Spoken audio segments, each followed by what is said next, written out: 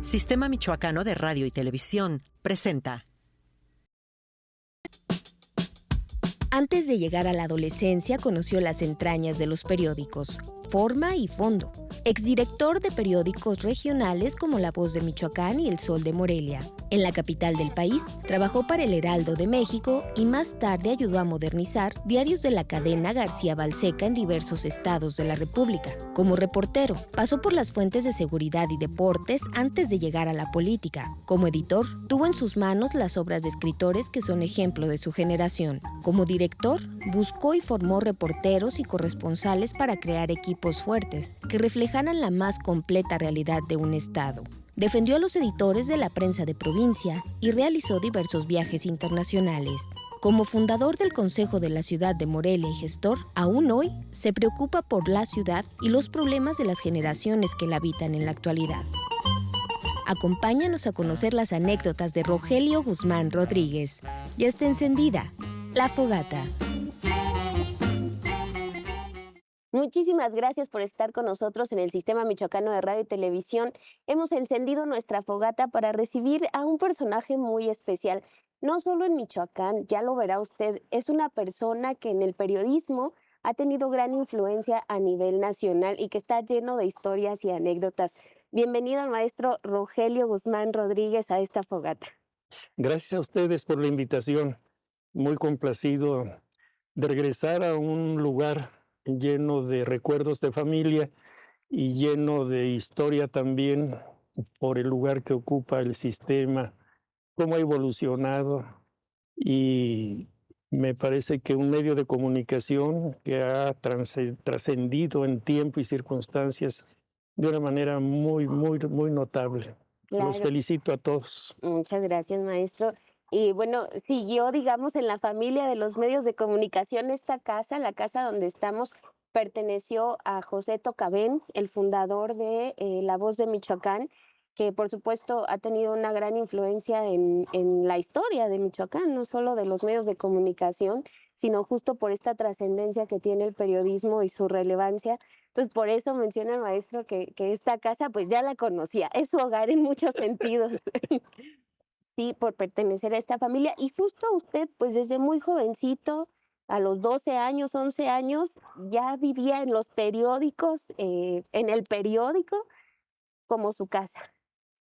Pues sí, porque si me llevaban a una escuela cerca del periódico y saliendo de ahí, ¿a dónde me llevaban? Pues ahí a la vuelta está el periódico. Y entonces, de manera que pasar tiempo en el periódico fue parte de mi vida. Y al paso del tiempo, conforme fui creciendo, hacer hasta pequeños labores. El periódico se imprimía en una prensa de hojas y una de mis primeras actividades fue ir a contarle las hojas que el impresor iba a imprimir en la prensa, de manera que si el periódico iba a ser 500 ejemplares, era un periódico apenas iniciándose, pues había que contar 500 hojitas para que el impresor imprimiera. De manera que hasta esas anécdotas son parte de mi relación con el periódico. A usted le ha tocado hacer de todo, desde formar la página antes de que estuvieran las computadoras y estos programas de diseño que con el mouse ya podemos armar la página, sino armarla con las manos físicamente, montar las letras, ¿no? Hasta el reporteo, hasta la edición, hasta esta relación con los periodistas, ¿no? De todo le ha tocado hacer. Pues sí, he sido muy afortunado porque ya el primer trabajo formal, y bueno, entre comillas todavía, fue la vez que don Pepe Tocabén en unas vacaciones saliendo la primaria me puso una tira de texto, el original, un diccionario, y me enseñó a corregir el trabajo de los linotipistas. Fue mi primer trabajo, corrector de pruebas. Y de ahí en adelante, bueno, pues cada fin de año iba al periódico a hacer algo. Y de ahí, ¿cómo da el paso a los otros puestos? Bueno, pues estando ya en último año del bachillerato en San Nicolás. Enfermó el reportero de policía y entonces Rogelio pues cubre policía, ¿no? De manera que familiarizado con el periódico y con instrucciones elementales, me convertí en reportero de policía. Me instruyeron, hay que ir a la Procuraduría. Estaba entrando a Palacio de Gobierno en la Avenida Madero. La primera puerta a mano izquierda estaba el procurador, el licenciado Vargas López. Al fondo estaba el comandante de la Policía Judicial, Héctor Ruiz Aburto. En San Francisco estaban los agentes del Ministerio Público. Ahí estaba la Policía Municipal, el Servicio Secreto. En Palacio Federal, el agente del Ministerio Público Federal. Y ahí a los 16, 17 años comencé a reportear. Yo creo que no les caí del todo mal ver a un chavo preguntando porque fueron muy generosos conmigo. Me explicaban con detenimiento qué es lo que el contenido de la información, si hay un detenido, por qué, delitos, circunstancias. Me daban suficiente información para que yo escribiera con propiedad mi información de cada tema. De manera que aprendí mucho de ellos y eso lo hice durante un buen tiempo.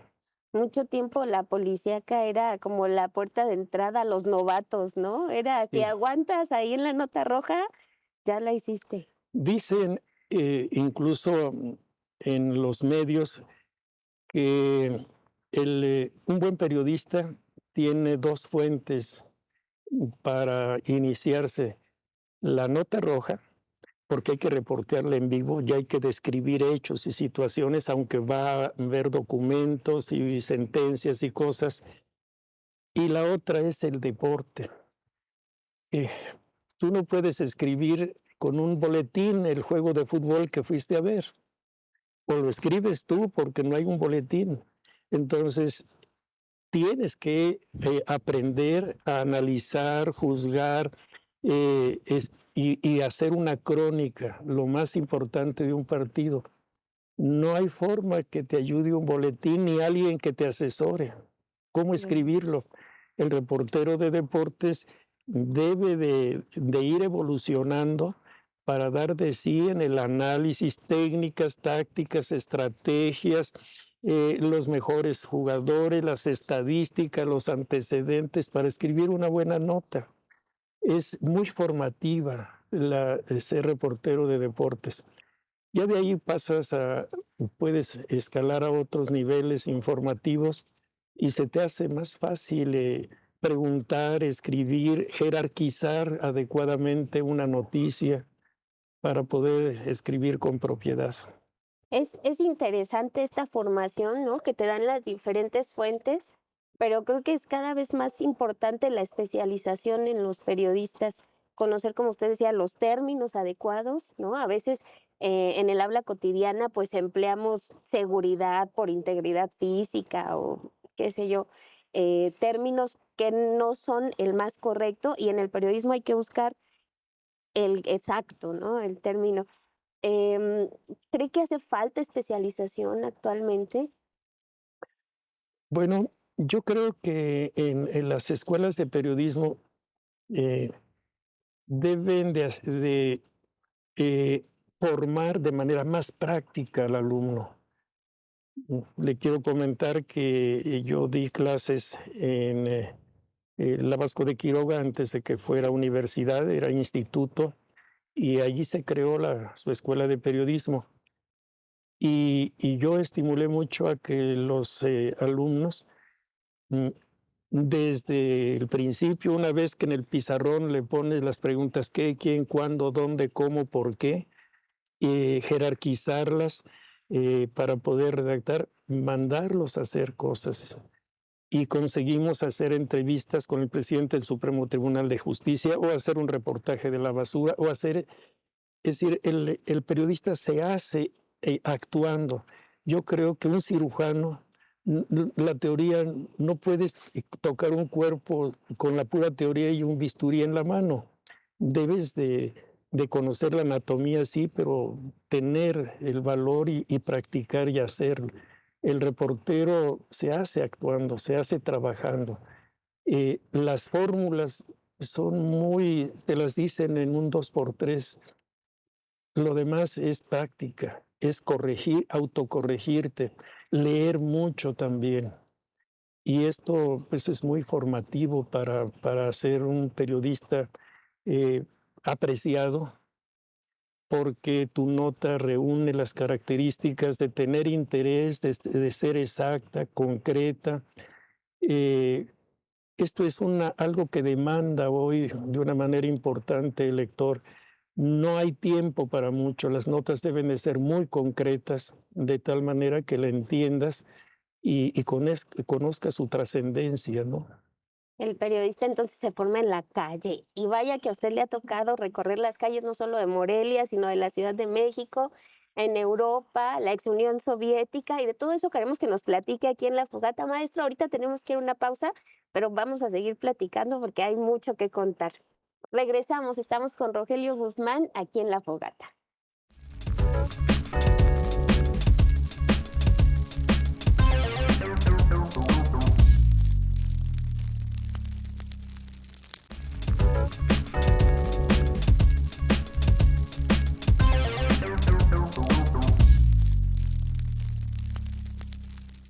Muchísimas gracias por continuar con nosotros en La Fogata, hoy hablando con uno de los periodistas de más trayectoria en nuestro estado y que ha tenido influencia fuera de la entidad también, aprendiendo, enseñando y bueno, compartiendo todo lo que ha vivido en estas transiciones, múltiples transiciones que ha tenido el periodismo, tecnológicas, narrativas y bueno, las crisis que ha enfrentado, ¿no? A lo largo de los años. Platicábamos antes de la pausa de cómo se forma el periodista, ¿no? Que mucho es la práctica y la vivencia, porque como dice en las 5 preguntas, a veces no nos enfrentamos a la situación de la persona que está padeciendo algún problema, ¿no? O que acaba de vivir una experiencia muy fuerte y a veces pues no vas a llegar nada más a preguntar, ¿no? Todas estas cuestiones.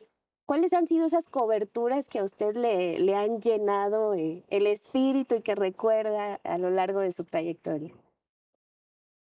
Bueno, yo creo que la redacción de un periódico se convierte en una de las grandes escuelas, la convivencia con todos los grupos, donde vas aprendiendo de los más grandes, de los que te enseñan, y luego va entrando otra generación a la cual te toca enseñar a ti. Y esta mutación, evolución en el ejercicio de la profesión, te vas enfrentando a tecnologías nuevas, a tiempos, a combinar un medio con otro. Comentábamos hace unos minutos el primer noticiero de una estación de radio nace en el Tapanco de La Voz de Michoacán a las 10 de la noche. Cada reportero toma el teléfono, se conecta con la XSR. El señor Treviño es ingeniero y hace todos los enlaces y por teléfono pasábamos un noticiero.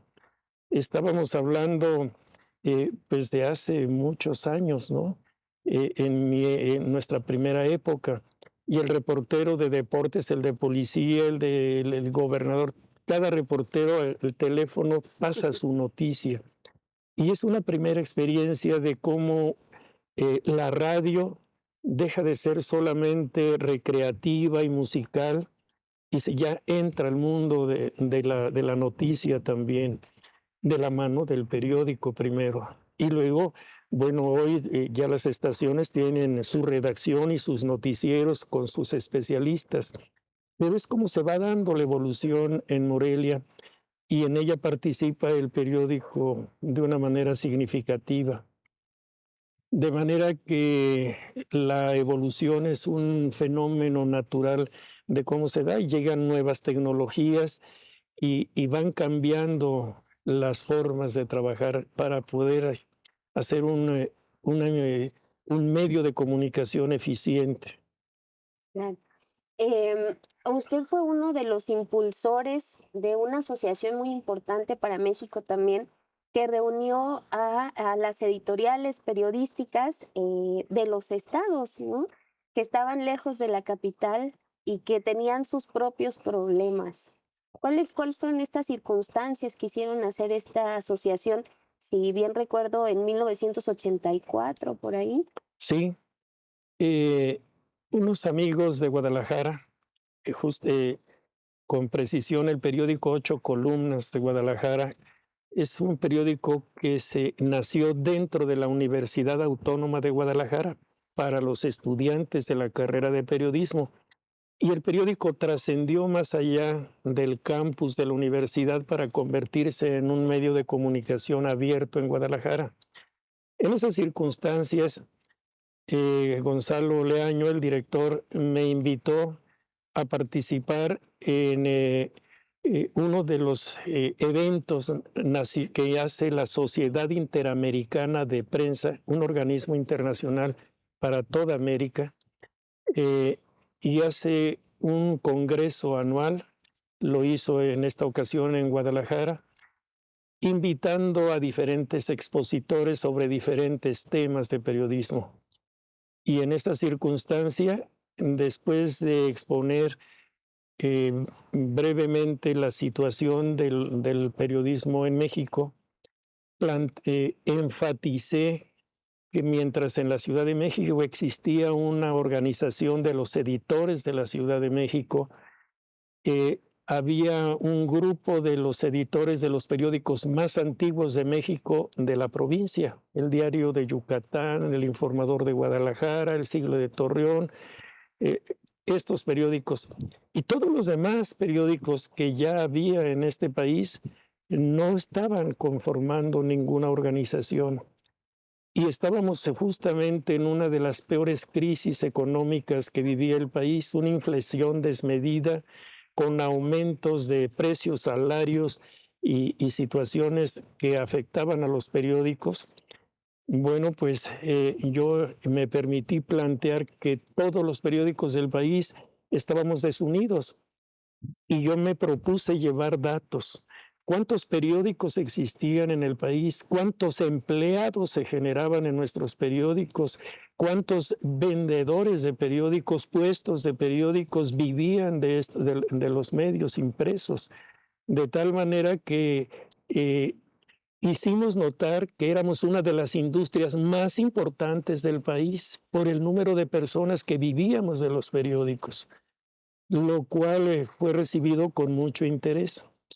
Al terminar mi exposición, me buscaron algunos de los asistentes a la misma, particularmente mexicanos, y me dijeron, ¿y qué hacemos?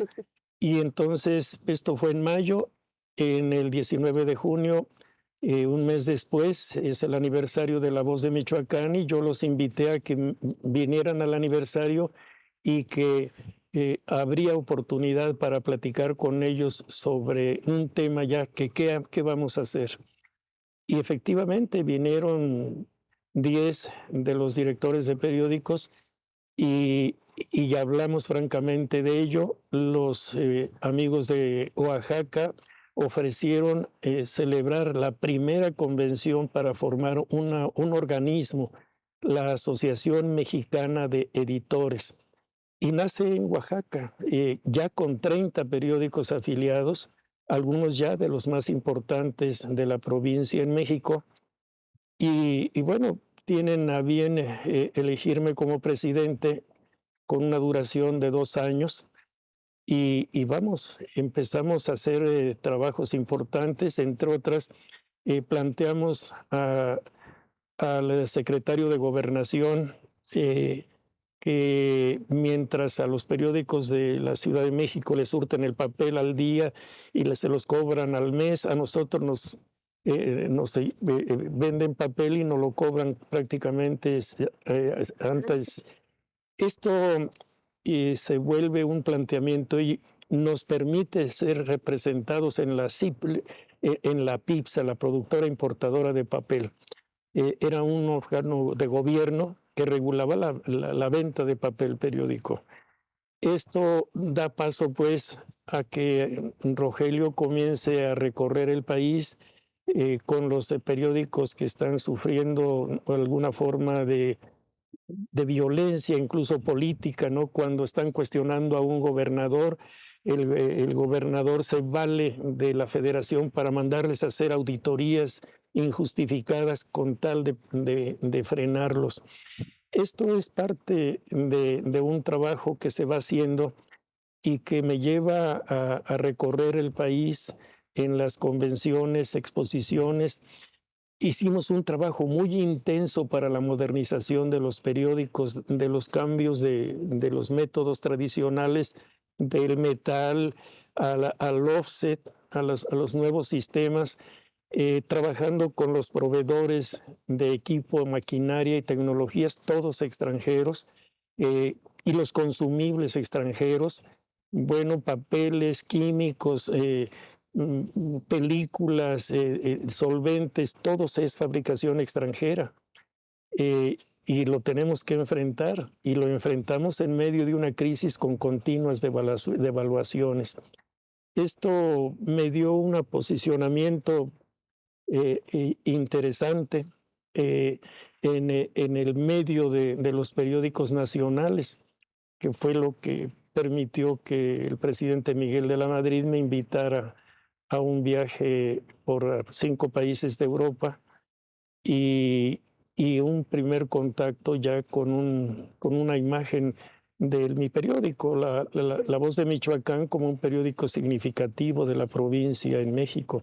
Claro, y que eso le ha permitido seguir hasta la fecha, ¿no? Va a celebrar 75 años Así es, sí. próximamente, que es un gran logro para un periódico impreso, que además, como platicábamos fuera del aire, ahorita compite con un New York Times, con El País y con medios de alcance internacional que pues están ahí, a veces de muy fácil acceso, ¿no?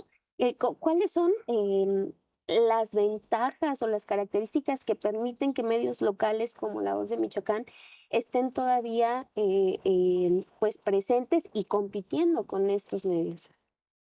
Eh, yo creo que la consolidación como una empresa que ha logrado incluso sobrevivir a una buena cantidad de periódicos que quedaron en el camino desde que inició La Voz de Michoacán hace justamente 70 y tantos años, es porque desde su fundador, José Tocabén, le reconozco el mérito. Nosotros hicimos una continuación y lo han seguido haciendo quienes hoy están a cargo de la empresa. Pero vamos, él comenzó sin ni una máquina, haciendo un semanario impreso en un taller ajeno, donde mandaba hacer su periódico semanario.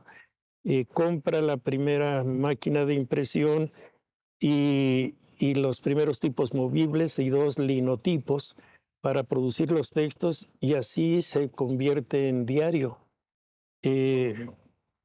Por ahí, si hay oportunidad, te mandaré una foto de cuando está el gobernador de ese tiempo inaugurando las máquinas de ese periódico que se convierte en diario, rodeado de don Pepe Tocabén y de los personajes notables de nuestra comunidad, para convertir al periódico en diario. Es una foto histórica.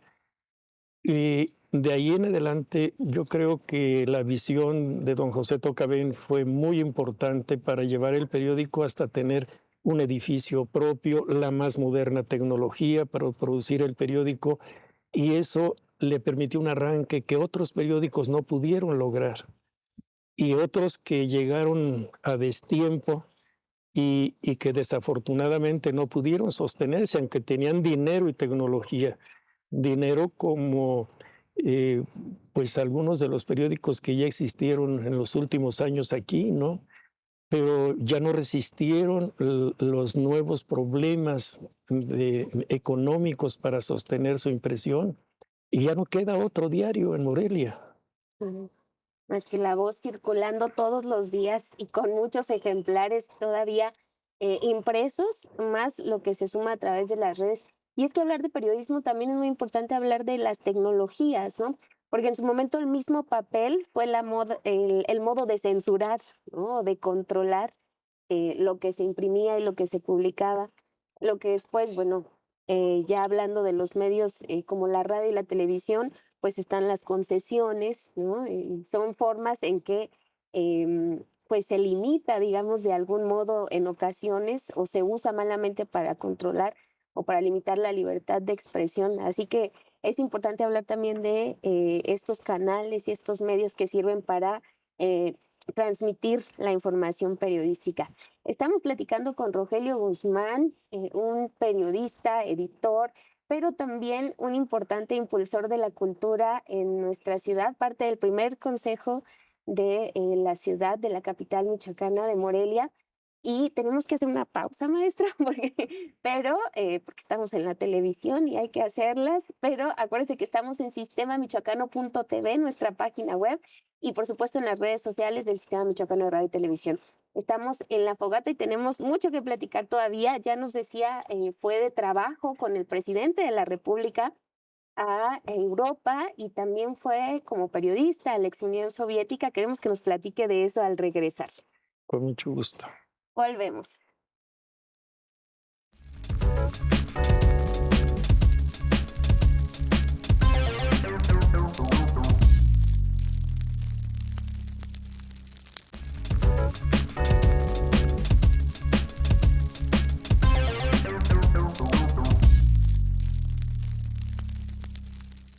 Seguimos en la fogata y si algo, entre las muchas cosas buenas que tiene el periodismo es las personas que conoce uno en este camino. Esto usted pues ha trabajado con grandes personajes, por ejemplo, en esta gira que de la que vamos a hablar un poquito más adelante por Europa, pues le tocó ir como representante de los medios junto con Jacobo Zabludovsky y Guillermo Ochoa.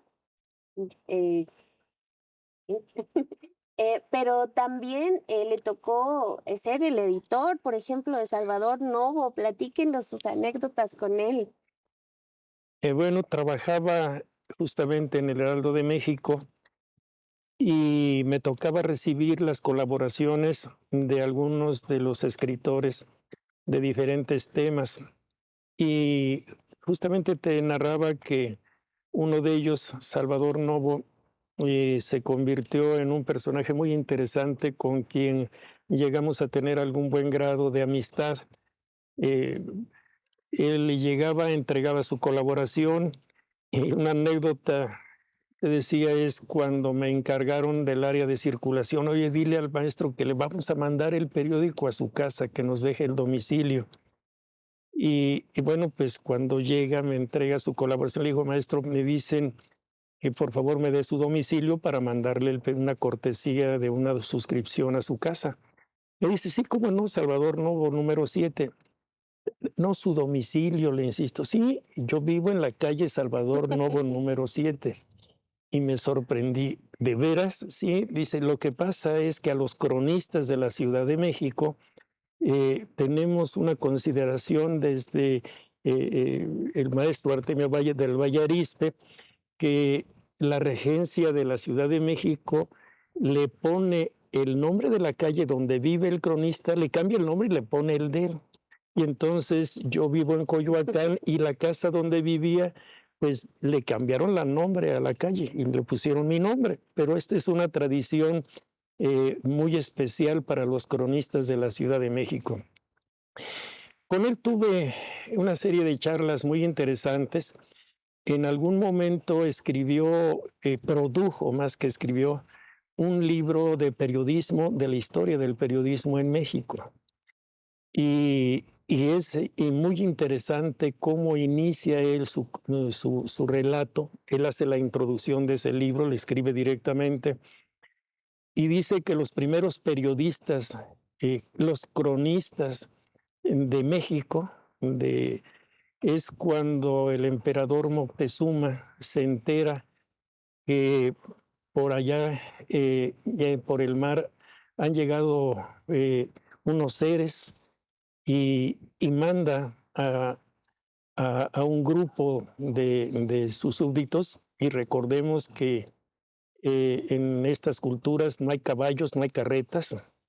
Entonces, caminando, corriendo, haciendo postas, llegan a Veracruz y ven los barcos que llegan y ven a unos personajes con armaduras, eh, caballos, y entonces se impresionan ante lo que ven, y con los indígenas que viven a un lado, bueno, están eminentemente sorprendidos, ¿no? En toda la historia y en toda su vida no han visto nada igual, y regresan corriendo para darle un informe al emperador.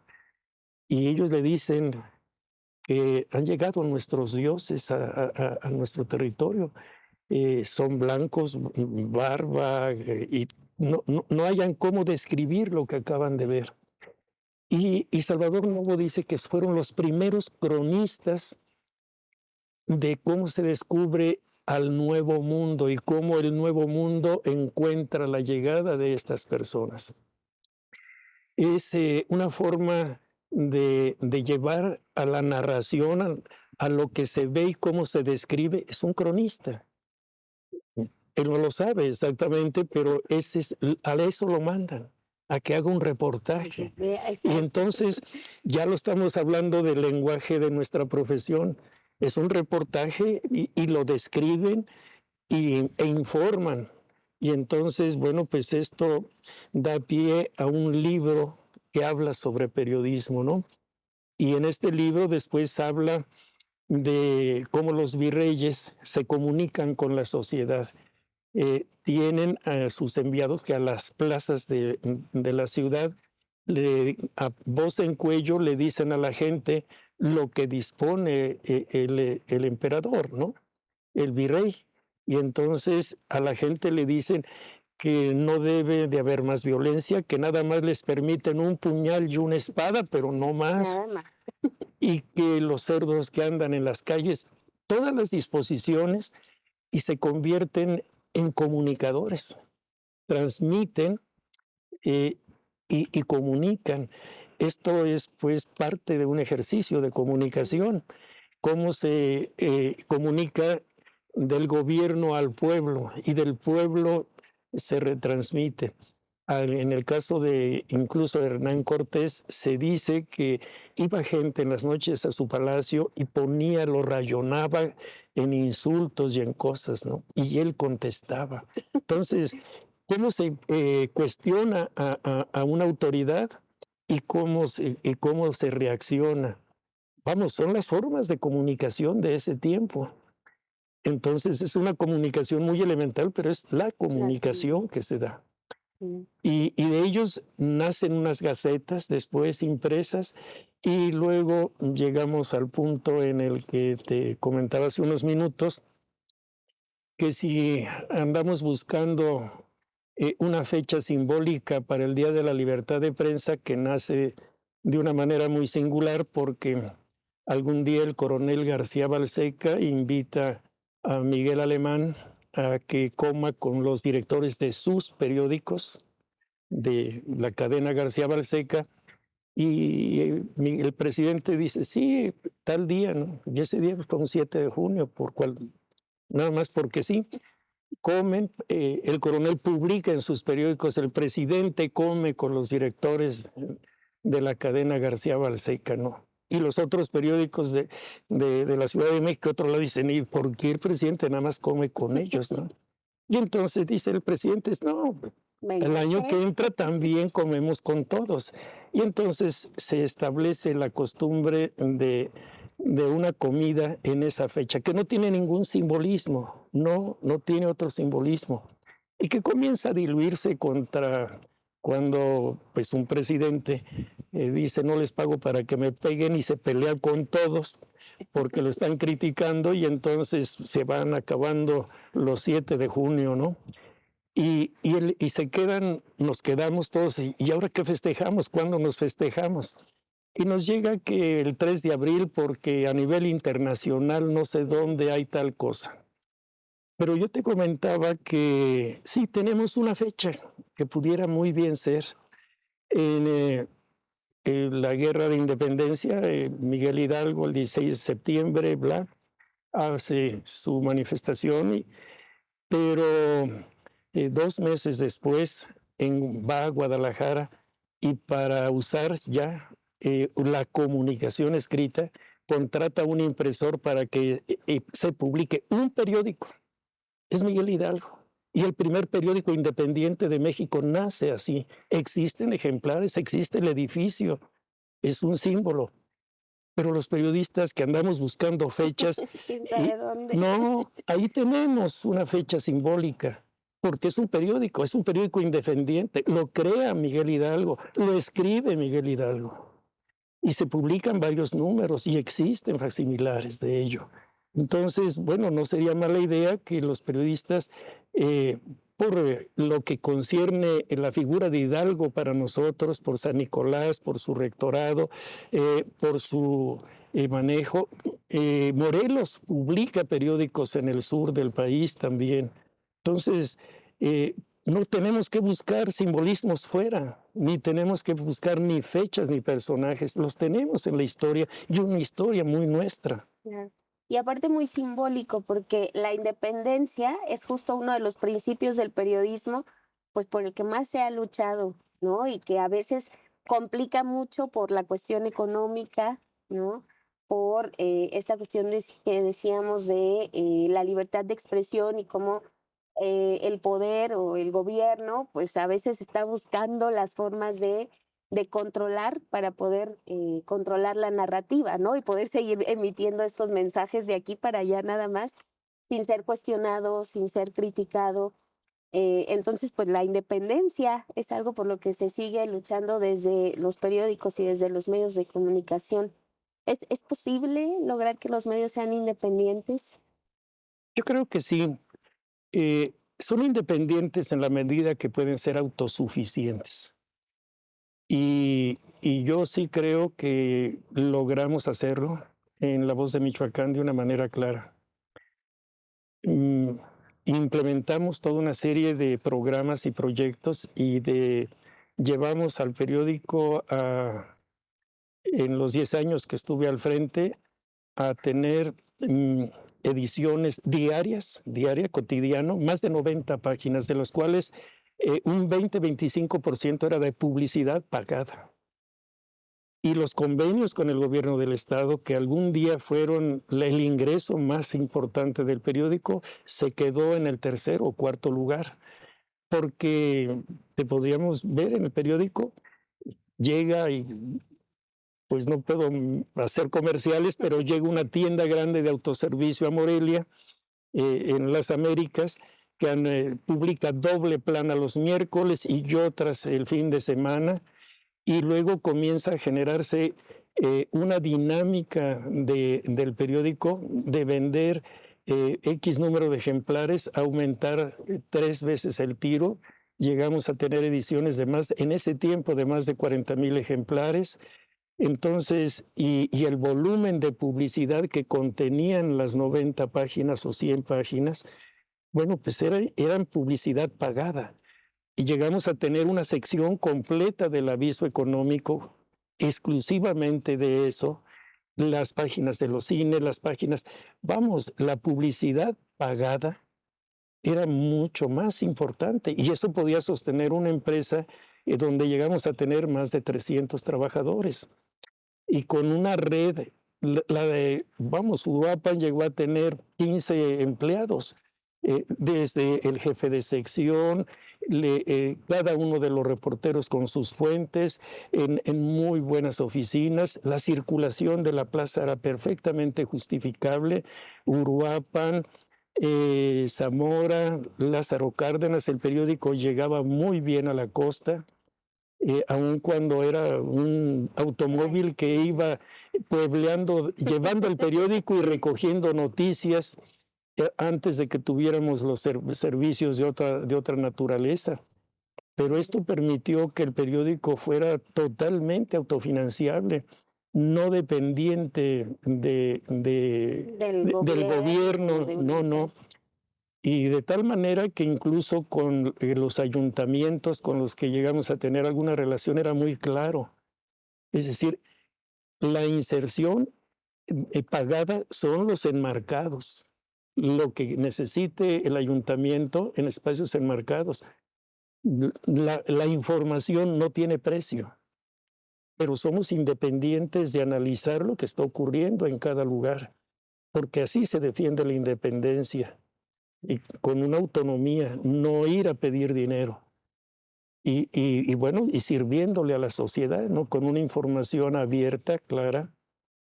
Y esto, bueno, pues eso es lo que le da la solvencia a una empresa editorial, No. que eso es lo que no ocurre siempre en los medios, desafortunadamente.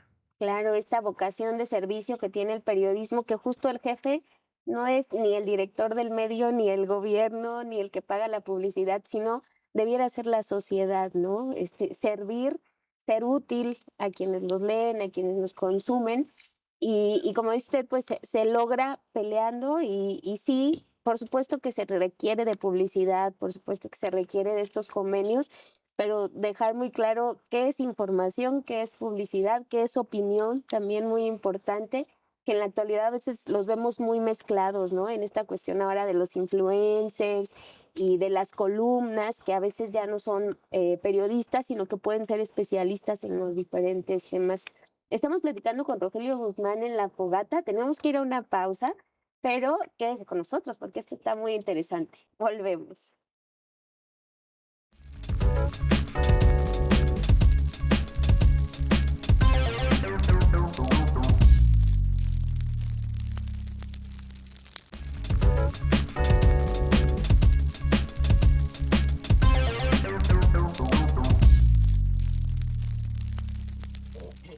Gracias por continuar con nosotros en La Fogata, platicando con el periodista y pues también gestor y promotor cultural Rogelio Guzmán.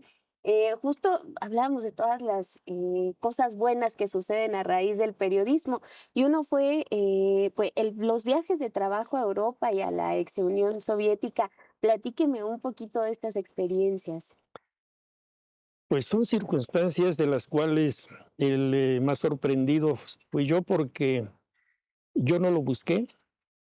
En algún momento, lo primero que ocurrió de la agencia de prensa Novosti, que es una filial de los periódicos de la Unión Soviética, y algún día me mandan una invitación al periódico para visitar su país. Me reporto y me explican las características. Es un viaje de casi 2 semanas para visitar Rusia, Bielorrusia y Ucrania, varias ciudades de estos 3 países. En Rusia visitamos, bueno, todavía con su nombre de ese tiempo, Stalingrado y Leningrado, a los cuales la historia de ese tiempo les cambió el nombre a San Petersburgo, que le ponen Leningrado por su líder, y a Stalingrado es Volgogrado. Es una ciudad muy próspera a las orillas del río Volga. Y Moscú, por supuesto. Y luego estuvimos en Ucrania, en Kiev y en Bielorrusia también. Fuimos atendidos con temas culturales, políticos e históricos. Nos llevaron a los museos de la guerra. Es un pueblo, Rusia, desde su origen muy afectado por guerras, desde las guerras con Napoleón a las guerras de la Segunda Guerra Mundial. La invasión de Hitler, que fue terrible, ¿no? Pero por su estrategia de cuando inicia Hitler la invasión a Rusia, lo que hace el ejército ruso es irse replegando, no enfrentarlo abiertamente, con el fin de hacer tiempo y para que el tiempo llegue al invierno, que el invierno en Rusia es extremadamente fuerte y quienes derrotan al ejército no es tanto el ejército ruso, sino el invierno. El general invierno, decían ellos, Y entonces lo que las fuerzas de Hitler, como ocurrió en tiempos de Napoleón, es el general Invierno el que hace la mayor labor para la retirada de ellos derrotados, ¿no? Por supuesto que ocurren toda una serie de tragedias justamente en, en Volgogrado. Stalingrado es una ciudad mártir, dicen ellos, y nos llevaron a ver los únicos 3 edificios que sobrevivieron de toda la ciudad. Una fábrica, una casa comercial y otro edificio. Y el pueblo, lo que sintió y cómo vivió, cuando yo lo visito, nos llevan a algunos lugares simbólicos para describirnos la historia. Y uno de los momentos más significativos nos llevan a una escuela secundaria. Nosotros fuimos en enero, todavía es invierno, y nos permite asistir a una ceremonia de la escuela. Nos paramos a la entrada de la escuela y vemos que hay 6 niños, 3 y 3, y un pebetero con una llama ardiendo. Los niños vestidos con ropa militar, con fusiles, haciendo una guardia, porque ahí fueron destruidos totalmente sus padres. Y traen los fusiles de sus padres. Es como un pueblo guarda la historia a través de los niños. Es verdaderamente conmovedor. Y hacen el retiro marchando. Está comenzando a caer nieve y los 6 periodistas que fuimos, estamos observando una ceremonia de los niños. Se retiran y regresan otros niños. Esos niños durante todo el ciclo escolar, claro, en el día, en su horario escolar, hacen una guardia siempre para recordar el sacrificio de ese pueblo. Es verdaderamente conmovedor ver una ceremonia de esta naturaleza. Y bueno, vamos a los museos de la guerra, donde nos enseñan jabones que hacían los alemanes de los prisioneros, restos de seres humanos, artefactos de tortura. Esos museos de la guerra son verdaderamente impresionantes. También asistimos con diputados políticos para platicarnos sobre el avance de ellos. Estuvimos con muchachos mexicanos que estaban estudiando allá. Justamente estábamos con ellos en Stalingrado cuando muere Konstantin Chernienko, el líder, el presidente del Politburó, y eligen a Gorbachov. Nosotros nos toca la muerte del líder y la elección del nuevo reformador de lo que sería la Unión Soviética desintegrándose. Porque una vez que llega Gorbachov al poder, se comienza a desintegrar la Unión Soviética, se independiza Alemania comunista, Estonia, Letonia, Prusia se independizan, se desintegra la Unión Soviética.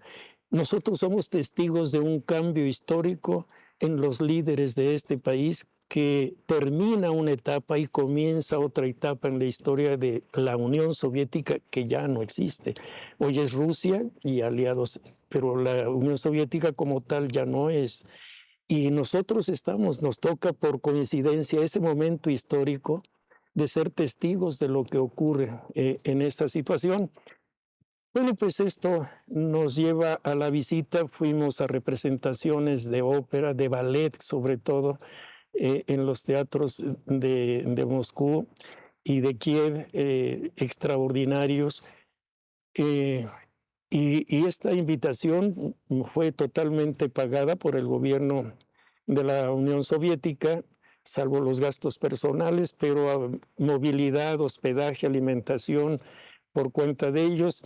Ya como una escapada, los muchachos para andar fuera de la guía, pues nos escapábamos y nos íbamos a visitar lugares, a visitar el monumento donde estaba sepultado Lenin, algunos mercados.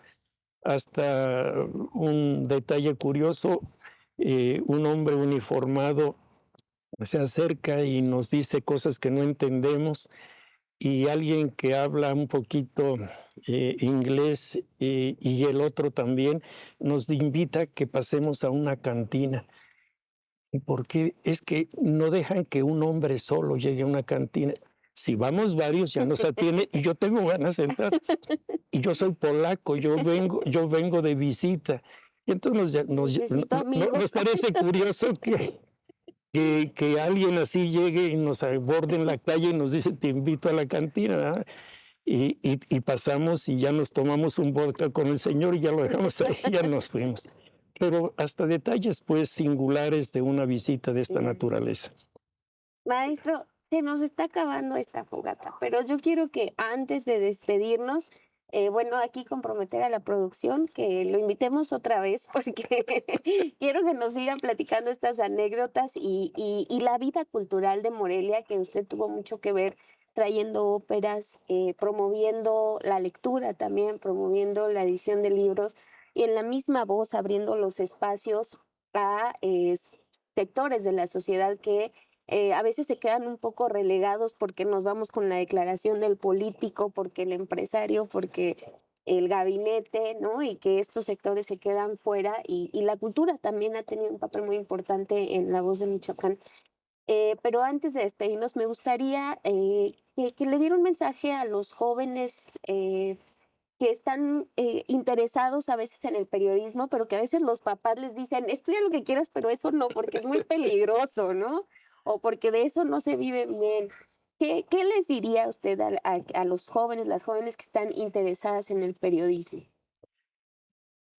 Bueno, pues lo primero es que el periodismo ha evolucionado de una manera sorprendente y narrando rápido, de los primeros periódicos impresos, es el primer medio de comunicación que nace. No había otro antes. Y durante siglos, desde el nacimiento de la imprenta hasta hoy, ha sido el medio de comunicación por excelencia que ha descrito la historia de la humanidad en lo cotidiano, lo que ocurre cada día. Y ser periodista significa eso, tener la oportunidad de participar en la historia de tu tiempo, la historia de hoy. Y si le puedes escarbar a la de ayer, sí, y puedes prevenir la de mañana, eso es ser periodista. Entonces, describe tu momento, describe tu historia de hoy. Tienes el antecedente del ayer y estás buscando un mañana. El periodista no puede conformarse con el suceso de hoy si no le ves la trascendencia para el mañana. Yo creo que el periodista tiene una noble función de prevención, de análisis, de reflexión, para poder ser una mejor sociedad. En la medida que cumplimos esa misión, el periodismo sigue siendo vigente e importante, sea en papel, sea en el radio, sea en la televisión, si es en las redes sociales, en lugar de subir tonterías, sube propuestas, sube reflexiones, ejerce tu capacidad de comunicar. Finalmente, el que comunica es un periodista, lo puede comunicar en cualquier medio y en cualquier lugar. Hoy las redes sociales son una nueva herramienta que pone en una situación muy especial a los medios tradicionales.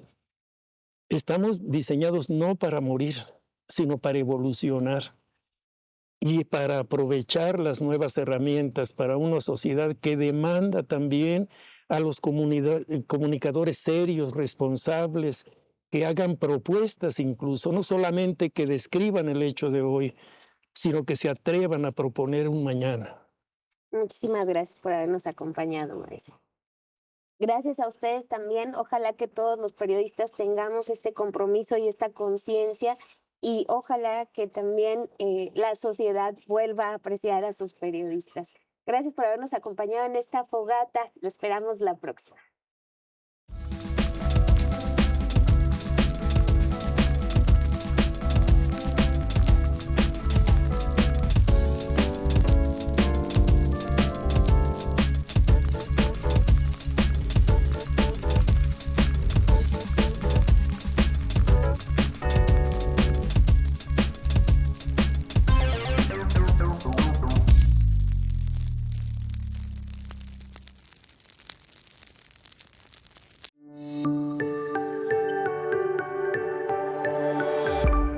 Sistema Michoacano de Radio y Televisión presentó